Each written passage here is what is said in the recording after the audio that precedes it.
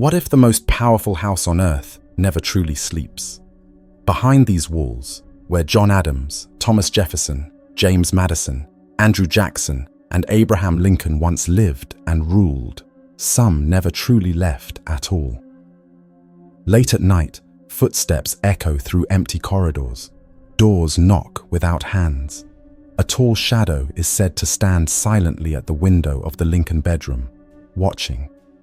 This is not fiction. These are the documented ghost stories of the White House. The White House has stood at the heart of American power since 1800, serving as the home of presidents, first ladies, and decisions that shape the world. But it has also been a place marked by death, grief, war, and personal tragedy. John and Abigail Adams were the first to live within its unfinished walls. Thomas Jefferson filled its halls with music and ideas. Dolley and James Madison were forced to flee as British troops burned Washington in 1814. Andrew Jackson brought fury and unrest into its rooms, while Abraham Lincoln, burdened by civil war and devastating personal loss, would later leave behind the most powerful and enduring ghost story of all. Over the last 2 centuries, White House staff members, presidents, first ladies, and even foreign leaders have reported seeing apparitions, hearing voices, and feeling unseen presences. These accounts come from different eras, different people, and different political beliefs, yet they remain strikingly consistent. Together, they form one of the most famous and well-documented haunted histories in the world. Tonight, we will explore who haunts the White House, why they remain, and the real historical facts and dates behind each chilling story.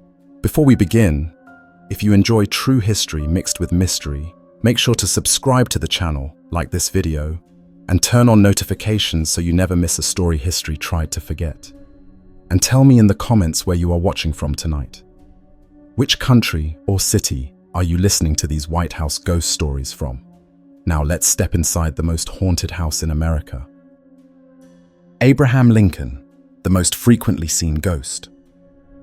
Abraham Lincoln remains the most frequently seen and most widely reported ghost in the White House, a figure whose presence seems permanently bound to the building he lived in during the nation's darkest hour. Born on February 12, 1809, Lincoln rose from poverty to become the 16th President of the United States, serving from 1861 until his assassination in 1865. He lived in the White House from March 4, 1861, until the night before his death on April 15, 1865, and no president endured more personal suffering within those walls than Lincoln did. His presidency was defined by the American Civil War, a conflict that tore the nation apart and claimed more American lives than any other war in history. Yet the tragedy that shaped Lincoln most deeply did not only come from the battlefield. In 1862, while living in the White House, his 11-year-old son, Willie Lincoln, fell ill with what is believed to have been typhoid fever and died inside the residence.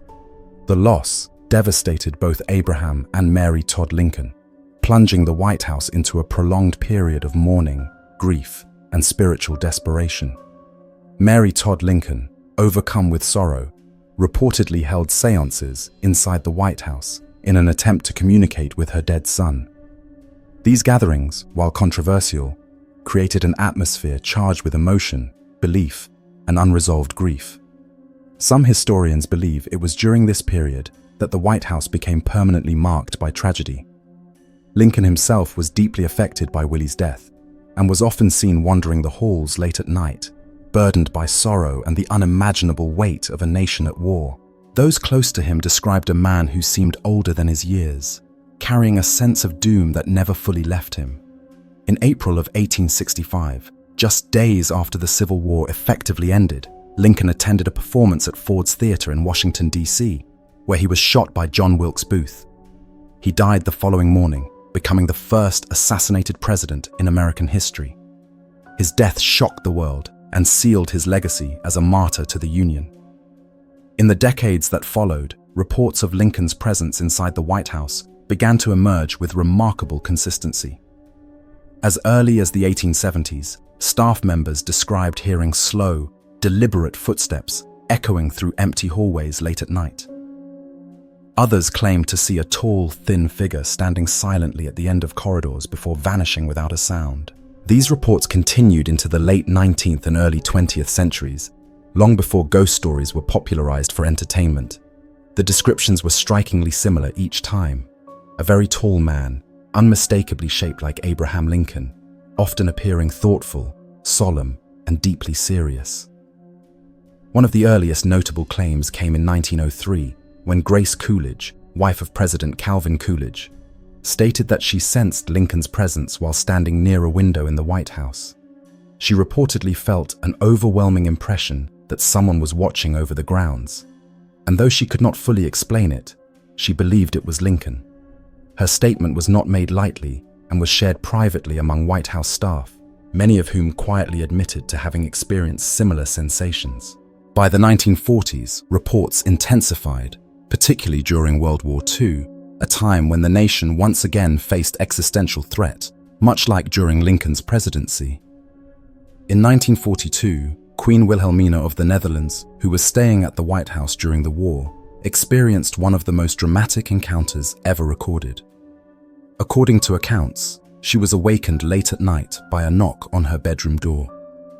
Assuming it was a servant or guard, she opened the door and reportedly saw Abraham Lincoln standing near a window, illuminated by moonlight. The shock was so intense that she fainted on the spot.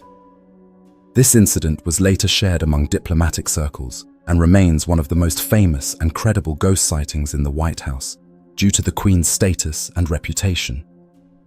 Eleanor Roosevelt, First Lady from 1933 to 1945, also spoke openly about her experiences. While working late nights in what is now known as the Oval Office, she frequently reported hearing unexplained knocking sounds and feeling a powerful presence in the room. Though she never claimed to see Lincoln directly, she firmly believed that he was nearby, watching and listening. Roosevelt once remarked that she felt comforted by the sensation, as if Lincoln was still guiding the nation during another time of war and uncertainty. Perhaps the most widely repeated story involves British Prime Minister Winston Churchill, who visited the White House multiple times during World War II. According to accounts, Churchill had just finished bathing and was walking naked through his room when he encountered the figure of Abraham Lincoln standing by the fireplace. Rather than reacting with fear, Churchill allegedly addressed Lincoln calmly, remarking that the president seemed to have caught him at a disadvantage. The figure then vanished. Though Churchill never formally documented the encounter, the story has been repeated by staff and historians for decades and has become one of the most iconic White House ghost tales. Most sightings of Lincoln occur in specific locations, particularly the Lincoln bedroom, where many guests and staff members have reported seeing or sensing him. Others claim to have encountered his presence in the Oval Office or along hallways near the West Wing. In nearly every account, Lincoln appears not as a frightening spirit, but as a silent observer, standing thoughtfully, often gazing out of windows as if watching over the nation he once fought to preserve. Some believe he remains bound to the White House because of unfinished business, while others suggest that moments of national crisis draw his spirit back, compelled by duty even in death. What makes Abraham Lincoln's ghost story so compelling is not just the number of sightings, but the consistency of the descriptions across generations. Presidents, first ladies, staff members, royalty, and world leaders have all independently reported similar experiences, often without knowing the stories beforehand. Lincoln's life was defined by sacrifice, loss, and an unwavering commitment to the Union, and many believe that this dedication did not end with his death. Whether one believes in ghosts or not, the story of Abraham Lincoln's continued presence in the White House remains one of the most enduring and haunting legends in American history, a reminder that some leaders may never truly leave the halls they once protected. Abigail Adams is often described as the first First Lady ghost of the White House, her presence lingering not through violence or spectacle, but through routine, memory, and the quiet hardship of the building's earliest days. Born on November 11, 1744, Abigail Adams became the wife of John Adams, the second president of the United States. And in November 1800, she moved into the White House at a time when the structure was far from complete. She lived there only briefly, from November 1800 until March 1801, yet her short stay left an imprint that would outlast centuries. When the Adams family arrived, the White House stood unfinished, cold, and surrounded by mud rather than grandeur. There was no proper heating system, many rooms were incomplete, and the building felt more like a construction site than the seat of a rising nation. Abigail Adams was known for her resilience, practicality, and sense of duty, qualities that were tested daily inside the unfinished residence. One of the most well-documented details of her time in the White House involves the East Room, now used for grand ceremonies and state events. During Abigail's stay, the room lacked heat and furnishings, making it unsuitable for formal use. Instead, she used the vast open space to hang wet laundry, as it was one of the few areas large enough to allow clothes to dry properly. Letters written by Abigail herself confirm this practice, offering a rare glimpse into the domestic realities of early presidential life. The image of the First Lady walking through the East Room with baskets of damp clothing is not legend, but recorded history. After Abigail Adams died on October 28, 1818, reports slowly began to emerge that something of her routine never truly ended. By the mid to late 1800s, White House staff members began sharing quiet accounts of a woman appearing in the East Room, often described as older, dignified, and carrying what appeared to be bundles of laundry in her arms. These sightings were not sudden or violent, but calm and repetitive, as though the figure was simply continuing a task interrupted long ago. Those who reported the apparition noted that she never acknowledged them, never spoke, and never showed fear or awareness of her surroundings. In addition to visual sightings, one of the most unusual details associated with Abigail Adams's presence is scent. Staff members over multiple generations reported the sudden smell of soap or freshly washed linen in the East Room, even when no laundry, cleaning, or chemical agents were present. The scent would often appear briefly and vanish without explanation, leaving behind a sense of confusion rather than terror. Unlike many ghost stories rooted in fear, Abigail Adams's presence has always been described as neutral or even comforting, a reminder of endurance rather than menace. What makes her story particularly compelling is its consistency. The descriptions of the apparition, the location of the sightings, and the associated details have remained largely unchanged for more than a century. The East Room is almost always the center of these experiences, reinforcing the historical connection between Abigail Adams and that specific space. Unlike later ghosts linked to tragedy or sudden death, Abigail's spirit appears bound to habit and responsibility, as if her role as First Lady never fully ended. Thomas Jefferson, the musician's spirit. Thomas Jefferson is remembered as one of the most intellectual and multifaceted figures in American history, a man of philosophy, science, politics, and music. Born on April 13, 1743, Jefferson became the third president of the United States, serving from 1801 to 1809, and his time in the White House was marked by creativity as much as governance. Unlike later presidents burdened by constant crisis, Jefferson viewed the White House as both a working residence and a place of culture. He was a skilled violinist who believed deeply in the power of music to calm the mind and inspire thought, and he was known to play late into the night when the building was quiet. Music for Jefferson was not entertainment alone, but a private refuge, a way to think, reflect, and escape the pressures of leadership. During Jefferson's presidency, the White House was still new, its corridors unfamiliar and often silent after dark. Staff members from the early 19th century recorded that Jefferson frequently walked the upper floors alone, violin in hand, stopping in hallways to play softly while others slept. His preference for nighttime activity was well known, and his habits created an association between the second-floor corridors and the sound of solitary music. Long after Jefferson left office and later died on July 4, 1826, exactly 50 years after the signing of the Declaration of Independence, those sounds were said to return. From the 19th century onward, White House staff members reported hearing faint violin music drifting through the second floor late at night. The melodies were described as slow, deliberate, and unmistakably classical, often echoing briefly before fading into silence. What made these accounts unusual was the complete absence of any visual presence. No figure was ever seen holding a violin, no shadow appeared in doorways, and no physical explanation was ever found. Guards and staff who followed the sound would often find empty hallways and locked rooms, the music vanishing the moment they approached its source.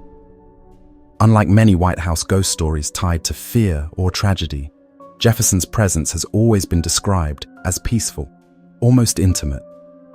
Those who heard the music reported feeling calm rather than alarmed, as though the building itself was remembering a quieter time.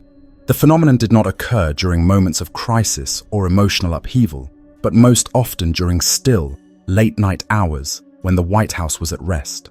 This pattern reinforced the belief that the sounds were connected to Jefferson's personal habits, rather than unresolved trauma. Historians and paranormal researchers alike have noted that Jefferson's ghost story is unique among White House legends because it lacks a visual element. There are no claims of apparitions, faces, or figures, only sound. This has led some to suggest that if Jefferson remains in any form, it is not as a watcher or guardian, but as an echo of creativity and intellect, replaying a familiar routine rather than haunting a space. The consistency of the reports, spanning decades and involving individuals unaware of earlier claims, has made the story difficult to dismiss entirely. The second-floor corridors remain the most frequently associated location with these reports, aligning closely with historical records of Jefferson's movements within the White House. Staff members who heard the violin often described the sound as coming from above or down a long hallway, never from public rooms or ceremonial spaces. This detail further supports the connection between Jefferson's personal life and the phenomenon attributed to him. In contrast to spirits linked to death or unfinished duty, Thomas Jefferson's alleged presence seems bound to thought and solitude. Dolley Madison, the protector of the White House. Dolley Madison is remembered not only as one of the most beloved First Ladies in American history, but also as a figure whose loyalty to the White House may never have ended. Born on May 20, 1768, Dolley Madison became the wife of President James Madison and lived in the White House from 1809 until 1817. Her time there coincided with one of the most dangerous moments in the nation's early history, when the survival of both Washington and the presidency itself was uncertain. Dolley was known for her warmth, political insight, and fierce devotion to the symbols of the young republic, qualities that would define her legacy long after her death on July 12, 1849. On August 24, 1814, as British troops advanced toward Washington during the War of 1812, Dolley Madison faced a decision that would cement her place in history. While others fled the city, she refused to leave the White House until she ensured the safety of important national treasures. Most famously, she ordered the large portrait of George Washington, painted by Gilbert Stuart, to be cut from its frame and removed from the building before British forces arrived. Hours later, the White House was set ablaze, its interior gutted by fire. Though the structure survived, it stood blackened and hollow, a near ruin that symbolized the vulnerability of the nation. Many believe this act of courage bound Dolley Madison permanently to the White House, transforming her from caretaker in life to guardian in legend. By the late 19th century, White House staff members began reporting unusual occurrences attributed to Dolley Madison's presence. Unlike spirits associated with sorrow or violence, her reported appearances carried a sense of judgment and protection. Staff claimed that rooms would feel suddenly heavy or unwelcoming after certain changes were made to furnishings or decor, as if someone disapproved. In some cases, furniture was said to be mysteriously moved overnight, restored to earlier arrangements without explanation. These events were often interpreted not as random disturbances, but as deliberate corrections, reinforcing the idea that Dolley was still watching over the house she once defended. Several accounts describe fleeting glimpses of a woman in period dress, moving calmly through rooms or gardens, never lingering long enough to be clearly seen. More often, her presence was felt rather than observed, described as a firm but reassuring sensation, as though someone was standing nearby, silently assessing the surroundings. These reports continued into the early 20th century, passed quietly among staff members who came to regard the phenomenon as part of the building's character rather than a cause for alarm. Two locations are most strongly associated with Dolley Madison's ghostly reputation. One is the Rose Garden, an area connected to her love of social gatherings and public life. Some staff members claim to sense her presence there, particularly during times of renovation or alteration. The other is the Oval Office, a space that did not exist in her lifetime, but came to symbolize presidential authority. According to legend, Dolley's spirit appeared especially attentive to changes in this room, as if she viewed it as an extension of the presidency she once worked tirelessly to support. What distinguishes Dolley Madison from other reported White House spirits is the purpose attributed to her presence. She is not described as restless or trapped, but as vigilant. Where Abraham Lincoln is said to watch during times of national crisis, Dolley Madison is believed to intervene when the integrity or dignity of the White House itself is threatened. Her ghost story reflects her life, defined by loyalty, courage, and an unshakable belief in the importance of national symbols. Historians often note that Dolley Madison understood the White House. Andrew Jackson, the angry ghost. Andrew Jackson is remembered as one of the most fiery and confrontational presidents in American history, a man whose temperament left a mark on the nation and, some say, on the White House itself. Born on March 15, 1767, Jackson served as president from 1829 to 1837, and his life was defined by personal duels, military exploits, and an unyielding will that often intimidated those around him. The White House during Jackson's tenure became a stage for his intensity, with guests and staff alike witnessing his temper in full force. He was not a man to tolerate dissent or disorder, and this intensity, combined with his formidable presence, seems to have lingered after his death on June 8, 1845. By the late 1800s, reports began circulating among White House staff about strange and unnerving occurrences in the room once known as the Jackson bedroom, now referred to as the King's bedroom. Employees claimed to hear loud stomping, swearing, and sometimes the unmistakable sound of heated arguments echoing through the halls, even when no one was present. Some reported hearing laughter, sharp and mocking, as though Jackson were observing and commenting on the behavior of those who dared enter his former quarters. The sounds were described as sudden, intense, and undeniably human, carrying the cadence and aggression one would expect from a man known for dueling and confrontation.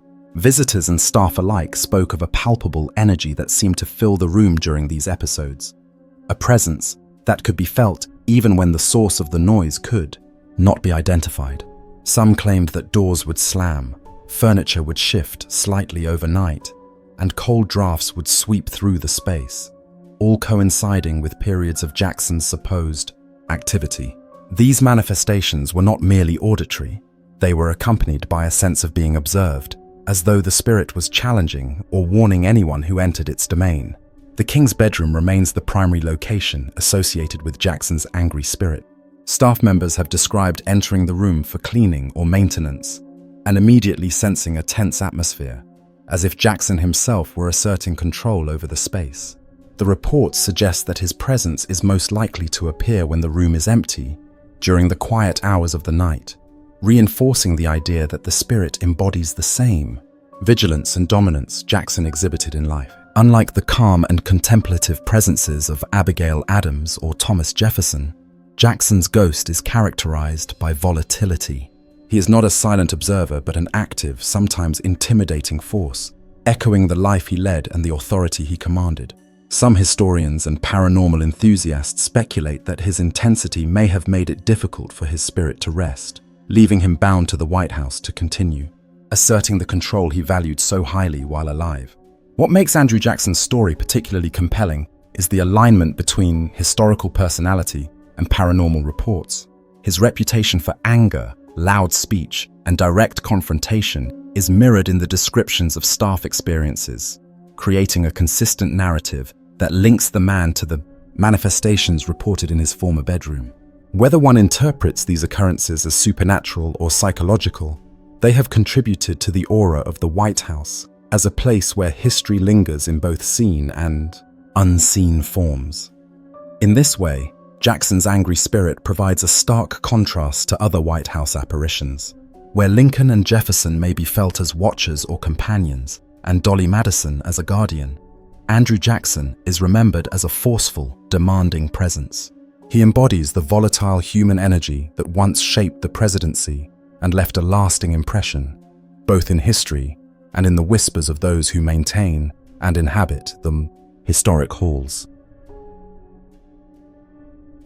Long before the first president ever walked its halls, the land that would become the White House held a story of its own, embodied by a man named David Burns. Born around 1732, Burns was a landowner who cultivated and cared for the property that would eventually be sold to the fledgling federal government. As the capital city of Washington, D.C. began to take shape in the late 18th century, Burns opposed the sale of his land. For him, this was more than just property. It was a place of history, memory, and personal attachment. He lived and worked the land until his death in 1799, just a year before construction on the White House began. According to legend, because he never witnessed the realization of the monumental building that would rise on his former land, his spirit remained tethered to the grounds, watching silently as the home of the nation's president took form. Unlike the more vivid and frequently reported ghosts of presidents and first ladies, David Burns is a spectral presence that is subtle, fleeting, and often overlooked. There are no detailed accounts of him walking through hallways or interacting with staff. Instead, stories describe a sense of presence, a shadow glimpsed through the garden, a sudden chill on a warm day, or the fleeting feeling of being watched while strolling the grounds. Burns's spirit, if it exists, seems rooted in the land itself, as though his attachment to it was too deep to be severed by sale or death. Some historians consider him more of a symbolic figure in the White House's folklore rather than a ghost whose manifestations have been verified. Yet, his story provides important context for the haunted history of the executive mansion. It was not merely the lives and deaths of presidents and their families that shaped the supernatural legacy of the building, but also the histories that predated its construction, the lives displaced, and the deep human connections to the land itself. As the White House was completed in 1800 and John Adams became its first resident, the mansion's history began to intertwine with both national power and private tragedy. Over the ensuing 2 centuries, countless reports emerged of apparitions, unexplained sounds, and eerie presences that could not be easily dismissed. Abraham Lincoln, perhaps the most famous of all White House ghosts, was seen by presidents, first ladies, and visiting dignitaries, his tall, solemn figure appearing in the Lincoln bedroom, the Oval Office, and nearby hallways. His son Willie, a small child whose life ended tragically in the house in 1862, reportedly wanders the corridors with a quiet presence that inspires sorrow rather than fear. Thomas Jefferson, in contrast, left an auditory legacy, the delicate sound of a violin drifting through the second-floor hallways at night, seemingly echoing his fondness for music and late-night reflection. Dolley Madison is remembered as a protective spirit, moving silently through the rooms and gardens, her presence believed to safeguard the dignity and history of the house. And Andrew Jackson, with his famously volatile temperament, has been described as stomping, swearing, and laughing in the king's bedroom, a restless force echoing the fire and confrontational energy that defined his life. The continuity of these reports over time, spanning multiple generations, lends a curious legitimacy to the White House's haunted reputation. Staff members who have reported encounters often stress the consistency of the experiences. The same rooms, the same sounds, the same fleeting glimpses of figures. Foreign dignitaries, including Queen Wilhelmina of the Netherlands, have reported seeing Lincoln's figure, while Winston Churchill allegedly encountered him after bathing in the White House. First ladies, presidents, and military guards have described a sensation of being watched, sudden chills, inexplicable noises, and even objects moving without human intervention. These experiences, repeated across centuries, suggest that the White House is a repository of memory as much as a functioning government building, a place where the intensity of past lives and historical events leaves its mark on the present. Even though no official investigations by the US, government have been conducted to confirm these hauntings, the stories persist. Historians, journalists, and paranormal researchers alike have documented accounts spanning more than 200 years. The reported witnesses are as varied as the apparitions themselves. Presidents and first ladies who lived in the house, staff who cleaned or maintained it, foreign leaders, staying as guests and guards patrolling its grounds. Each report contributes to the cumulative aura of mystery surrounding the White House, reinforcing its reputation as perhaps the most documented haunted government building in the world. What makes the White House unique among haunted locations is not just the number of ghosts, but the diversity of their personalities and the depth of their historical significance. Some spirits, like Lincoln or Willie, reflect personal loss and national crisis. Others, like Dolley Madison, symbolize protection and loyalty. Thomas Jefferson's ghost, expressed only through music, hints at the lingering presence of creativity and intellect. Andrew Jackson's energetic presence reminds us that human temperament, anger, authority, and personal intensity can leave a lingering impression. Even David Burns, whose appearances are rare and mostly symbolic, emphasizes that the land itself has memories, and that human attachment to place can persist beyond death. In every case, the ghosts of the White House are tied inextricably to the history, emotion, and drama of the American presidency. The stories of these spirits also underscore a profound truth. The White House has always been more than a building. It is a stage for leadership, decision-making, and historical milestones, but it is also a home filled with human joy, sorrow, ambition, and fear. Its residents have experienced moments of profound triumph and devastating tragedy, and the echoes of those experiences remain embedded within its walls. The apparitions, real or imagined, serve as reminders that the lives lived within the White House were complex, emotionally charged, and, in some cases, unfinished. They connect the living to the past, offering a spectral link across centuries, a silent testimony to the events and personalities that shaped a nation. In contemplating the ghosts of the White House, one is also forced to consider the intersection of history and memory. Are these apparitions truly supernatural? Or are they the projection of collective memory, imagination, and reverence for the past? Perhaps it is both, a combination of legend, historical record, and psychological response to a building that has been at the center of national life for over 200 years. Regardless of interpretation, the cumulative stories form a coherent narrative that enriches the history of the White House, adding layers of intrigue, humanity, and mystery that go far beyond its political significance. David Burns, though rarely seen, serves as a symbolic starting point for this narrative. His story reminds us that the White House did not arise from empty land, but from soil with its own human history. The spirits of Lincoln, Willie, Jefferson, Dolley Madison, Jackson, and countless others, named or unnamed, suggest that history, memory, and attachment do not fade simply because the present moves forward.